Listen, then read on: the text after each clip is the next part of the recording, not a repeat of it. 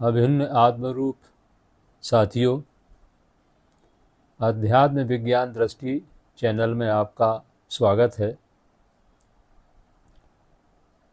आपसे निवेदन है कि इस चैनल को आप सब्सक्राइब कीजिए, क्योंकि आपको इस चैनल के माध्यम से अध्यात्म विद्या क्या होती है उससे आप परिचित होंगे।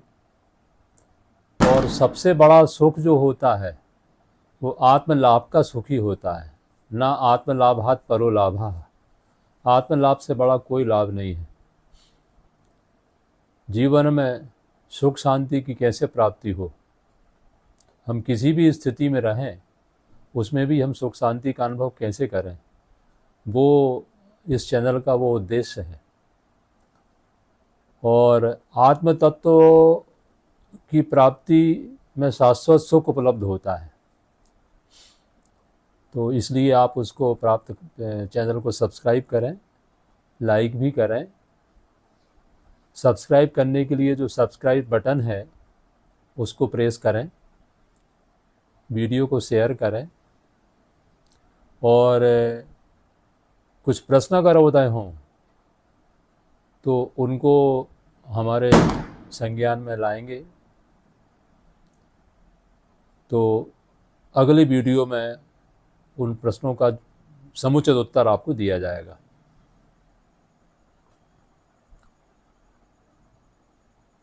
हम सभी ईश्वर की भक्ति ध्यान किया करते हैं। गीता में भगवान कहते भी हैं कि मन मना भव मद्भक्ता मद्याजी माम नमस्कुरु। मेरा ध्यान भक्ति करना पूजना नमना मुझे। तो इसलिए हम ध्यान भक्ति करते हैं, पर एक विचार करने की बात है कि हम किसका ध्यान करें और कैसे करें। क्योंकि ध्यान करने के लिए स्वरूप की आवश्यकता होती है, और जिसको हमने एक बार देख लिया है उसी का ध्यान हो सकता है। ध्यान की परिभाषा है कि देखे हुए का स्थायी स्मरण को ध्यान कहते हैं। जिसको हमने देख लिया है उसका हमको स्मरण रहे, उसका अभ्यास, इसका नाम ध्यान है। जैसे हमने हाथी का नाम लिया तो हाथी का ध्यान हो गया, पर ईश्वर या परमात्मा नाम लेने से क्या ध्यान में आता है, ये विचार करने की बात है। हमारे ध्यान में जो हमारा कल्पना किया हुआ है या जो माना हुआ है कृष्ण कन्हैया का स्वरूप, जो हम रोज ही देखते रहते हैं, वो ध्यान में हमारे आता है। पर भगवान कृष्ण कहते हैं गीता में कि मेरा स्वरूप क्या है उतना ही नहीं है जितना तुम समझ रहे हो। वो अपना परिचय देते हैं गीता में। भूमि रापो नलो वायु खमनो बुद्धि रेवचा अहंकार इतियम में भिन्ना प्रकृति अष्टधा। भगवान कह रहे हैं कि मेरी प्रकृति 8 अंगों की है। पृथ्वी जल अग्नि वायु आकाश सतरज और तम। यानी ये जो दिख रहा है ये मेरा स्वरूप है, भगवान कह रहे हैं।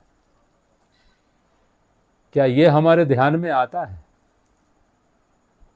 क्योंकि ध्यान का मतलब ये है कि हम जब व्यवहार करेंगे, जिससे हमारा व्यवहार हो रहा है, हम व्यवहार ही तो कर रहे हैं, जिससे हमारा व्यवहार हो रहा है वो परमात्मा का स्वरूप है, उसी से व्यवहार हो रहा है। हमारा सारा व्यवहार परमात्मा से ही हो रहा है। क्या हमको ये ध्यान इसका रहता है?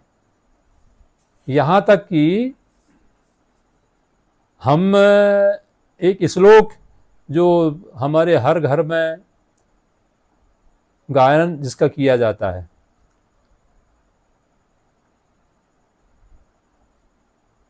त्वमेव माता च पिता त्वमेव बंधु च सखा त्वमेव विद्या द्रविणम त्वमेव सर्वम मम देव देव। ये श्लोक हम सभी ने सुना है, स्कूलों में पढ़ा है, पर इसका जो अर्थ बताया जाता है स्कूल में, या जो हम समझे हैं, सभी लोग जो जिसको सामान्यतः ऐसा ही अर्थ लगाते हैं, वो क्या अर्थ लगाते हैं कि हे भगवान, ऊपर हाथ करके, हे भगवान तुम ही हमारे माता हो, तुम ही हमारे पिता हो, तुम ही बंधु हो, तुम ही सखा हो, सब तुम ही हो, और ये जो हमारे माँ बाप या बंधु बांधव हैं नीचे, ये कुछ भी नहीं है। ये उसमें भावार्थ छुपा हुआ रहता है हमारे अर्थ करने में या समझने में, जबकि ये उसका अनर्थ है वास्तव में। वो श्लोक ये कहता है कि त्वमेव माता, अगर मैं माता की सेवा कर रहा हूं तो हे भगवान तुम्हारी ही सेवा हो रही है, क्योंकि माता के रूप में तुम ही हो। त्वमेव माता, माता तुम ही हो। अगर मैं पिता की सेवा कर रहा हूं तो प्रभु आपकी ही सेवा हो रही है, क्योंकि पिता भी तुम ही हो। बंधु बांधव, इनसे भी हमारा जो सेवा का कार्य हो रहा है, ये भी आपके प्रति ही हो रहा है, क्योंकि आप ही तो हो। और फिर अंत में उन्होंने कह दिया त्वमेव सर्वम मम देव देव। सर्वम में क्या बच गया? सब आ गया। त्वमेव सर्वम यानी सब तुम ही हो। ये अर्थ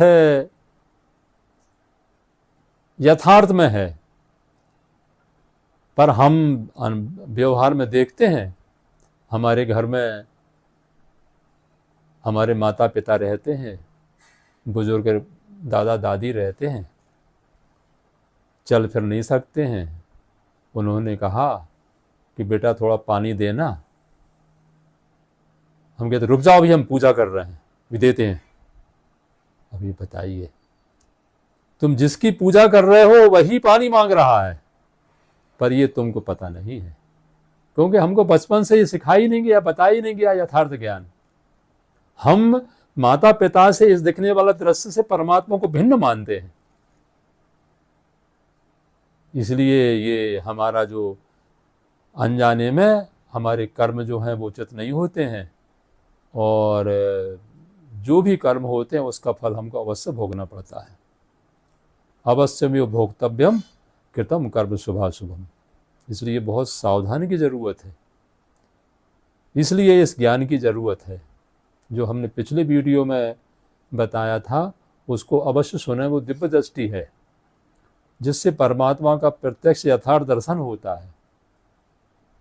उसको जानकर, देखकर और मिलकर ही हमारा जीवन धन्य हो सकता है, क्योंकि हमारा निजमूल स्वरूप जो परमात्मा है उसको जानने की संसार में एक ही युक्ति है, दिव्य दृष्टि।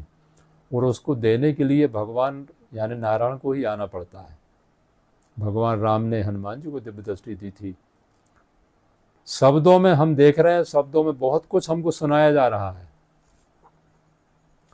पर शब्दों से समाधान होता नहीं है। आदि शंकराचार्य जी ने कहा है, शब्द ज्ञान महारण्यम चित्त भ्रमण कारणम अतः प्रयत्नात् ज्ञातव्यम तत्व ज्ञातत्वमात्मना।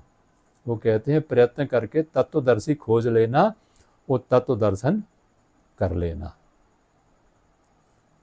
क्योंकि जब हम ये देखेंगे कि सब परमात्मा का स्वरूप ही है, गीता में भगवान कहते हैं ब्रह्मभूता प्रसन्नात्मा न सोचती न कांक्षति क्षमा सर्वेषु भूतेषु मद भक्तिम लभते पराम।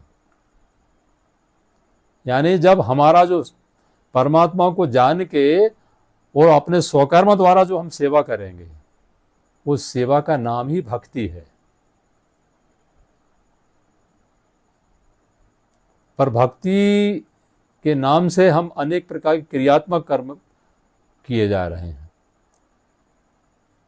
गीता में भगवान कहते हैं, व्यवसायत्मक बुद्धि रेखे कुरु नंदन बहुशाखा हुनंताश्च बुद्धियो अव्यवसायी नाम। अपने कर्म की बुद्धि एक होती है, यानी स्वकर्म करना। निष्काम भाव से कर्म करना। जो गुण हम में जन्म के साथ आया है उस गुण से समष्टि की सेवा करना, ये एक ही कर्म है। अगर ये छूट गया, स्वकर्म छूट गया, तो फिर बहु शाखा हनंतास्यो बुद्धियो अव्यवसायी नाम, बहुत शाखाएं हो जाएंगी। फिर ये करो, पूजा करो, पाठ करो, अनेक प्रकार की शाखाएं पर हो जाती हैं स्वकर्म छूटने से।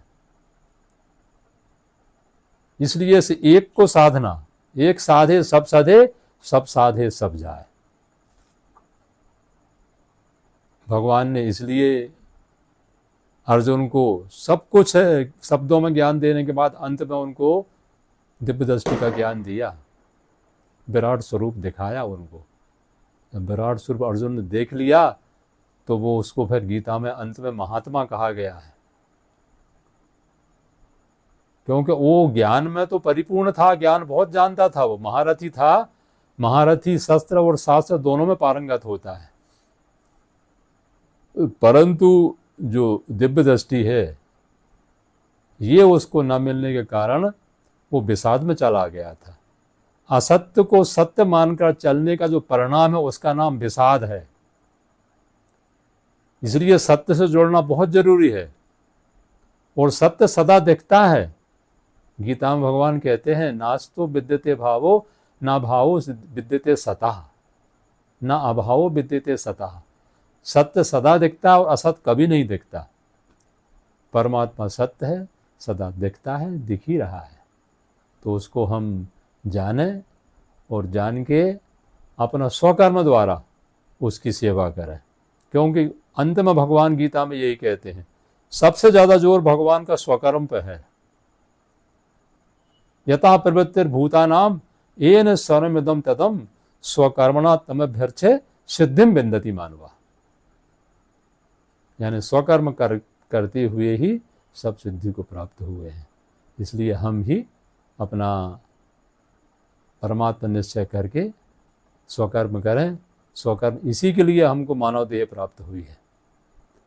तो सज्जनों, यहाँ मैं अपनी वाणी को विराम देता हूँ। नर्मदे हर।